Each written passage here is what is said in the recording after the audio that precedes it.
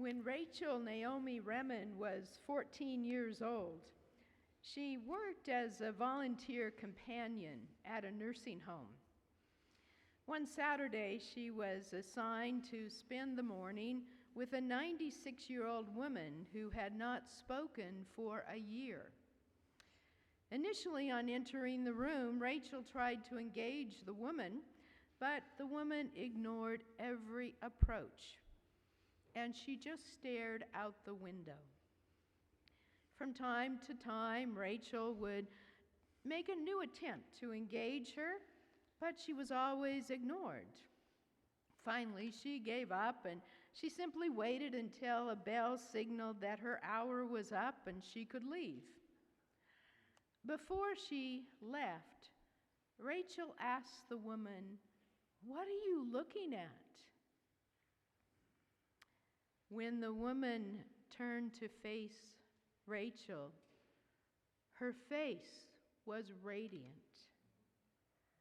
With a voice filled with joy, the woman replied, "Why, child, I'm looking at the light." At 96, the woman found that there wasn't much left to say. However, there was much to savor, to contemplate, and to anticipate, all of which bathed her in the light of God, the light of love, the light of faith. I'm looking at the light. The Apostle Paul finds himself near the end of his earthly life. This letter was probably written by one of his disciples under Paul's name. Today's passage is a final witness and farewell. It's often read at funerals, and it prompts us to consider the autumn season of our own lives. Father Ron Rolheiser has devoted recent decades to developing a spirituality of aging. He suggests that there are three major seasons in life. First, the struggle to get our lives together, to find a vocation, to develop significant relationships. Second is the struggle to give our lives away to our family, to a career, to our faith community, to friends. The third struggle is to age gracefully and to give our deaths away to others as a gift. Paul has indeed given his life away. After his dramatic meeting of Jesus on the road to Damascus, Paul's conversion prompted him to give his life away, sharing the good news of the gospel of Christ. Now Paul is in the season of aging gracefully and giving his death away as a gift to others. The psychologist James Hillman asked, "What did God and nature have in mind when designing the aging process?" You wonder that too. He answers with a metaphor. The best wines must be aged in cracked old barrels. The last years of our lives are meant to mellow the soul, and most everything inside our biology conspires together to ensure this happens. The soul must be properly aged before it leaves. There's an intelligence inside of life that intends aging just as it intends growth in youth. It's a huge mistake to read the signs of aging as indications of dying rather than as initiations into another way of life. Each physical diminishment, from why we have to get up in the middle of the night to go to the bathroom, to why our skin sags and goes dry, is designed to mature the soul. Those natural processes do their work without our consent, relentlessly and ruthlessly. Paul says, I am being poured out as a libation, as an offering on the altar of God. That image of pouring out is one of releasing one's labors. All the good work that he has sent into the world remains and will continue to bear fruit. Look, nearly 2,000 years we are still reading Paul's letters and vigorously debating some of them. Our good works may not be remembered for 2,000 years, but our fruit will abide in the lives we've touched, the difference we've made, the positive energy that we have sent into the communities where we have served. Look at the light of God that has lived in and through us, a light that continues to shine upon us and others. It is those physical and mental diminishments that we so often resist. Richard Rohr says that the major psychological and spiritual task of aging is one of letting go, of acceptance, of surrender. Our culture worships youth and youthfulness. Paul hints at acceptance of his condition, and yet he continues to plumb his experience with a curious mind, digging for new insights and discoveries.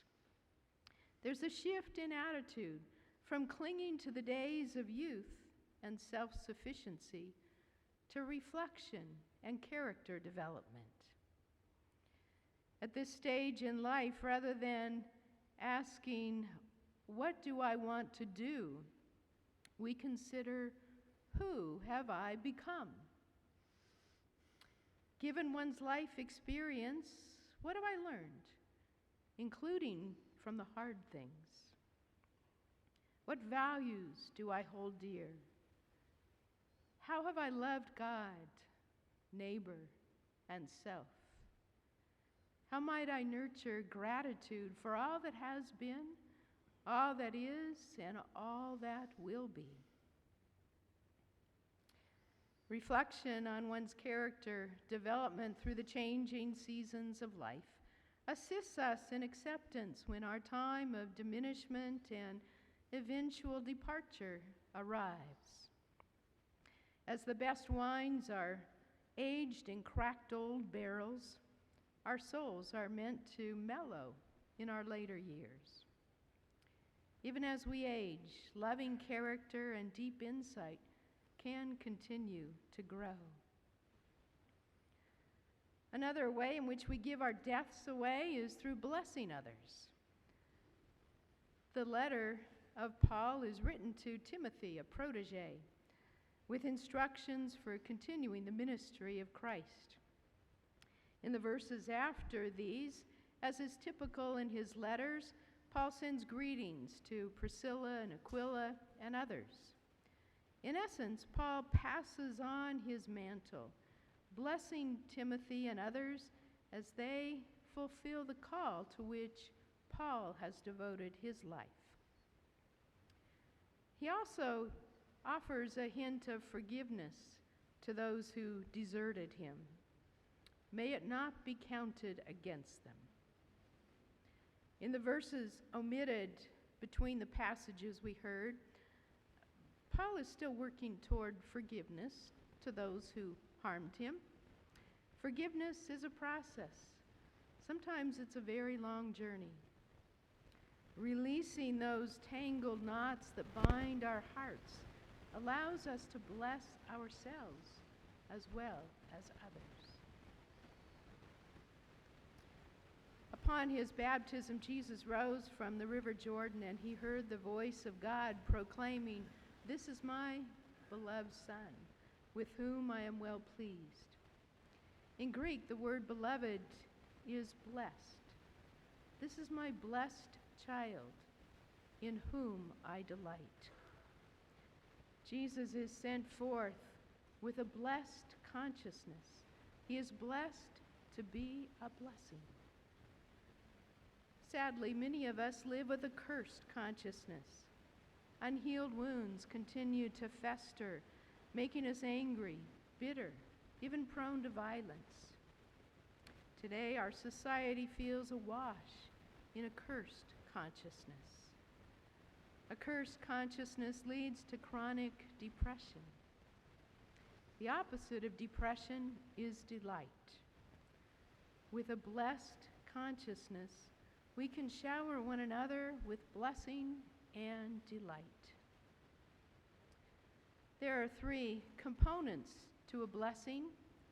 We bless others when we see them, when we speak well of them, and give away some of our life for them. A mentor says, "I see your character and your compassionate presence. You have gifts and graces that make the world a richer place. I offer my time and life experience to assist you in refining your skills. I bless you as you launch out to continue the work to which I have been devoted. Go forth with my blessing." The mentor passes the torch to a younger generation with hope for the future and a feeling of contentment. No matter what age we are, we can cultivate the qualities of character that we value, qualities that reflect the light of Christ living within us. We can practice the power of blessing by seeing people, speaking well of them, and giving away some of our lives to further their success. When the time of our departure comes, we can look at the light of God which has blessed us on our way, the light which dawns upon us each and every day, even through the clouds, the light that leads us forward into life beyond. When Dr. Jane Goodall's time of departure came on October 1st, as she gave her death away as a gift to others, she left the world and each of us with a blessing. Netflix released an interview with Jane, recorded with the understanding that it would not be made public until after her death. It's the first in a series called Famous Last Words, conversations with wise sages of our day and time. At the end of her interview, Jane looks directly into the camera, as if gazing into the eyes of each viewer. She says, "I want to make sure that you all understand that each and every one of you has a role to play. Your life does matter. Every single day you live, you make a difference in the world. You get to choose the difference that you make. I want you to understand that we are part of the natural world. Even today, when the planet is dark, there is still hope. Don't lose hope. If you lose hope, you become apathetic and do nothing. If you want to save what is still beautiful in the world, if you want to save the planet for future generations, then think about the actions that you take each day. Because multiplied 1,000,000, 1,000,000,000 times, even small actions will make for great change. You have it in your power to make a difference. Don't give up. There is a future for you. Do your best while you're still here on this beautiful planet Earth that I look down upon from where I am now. God bless you.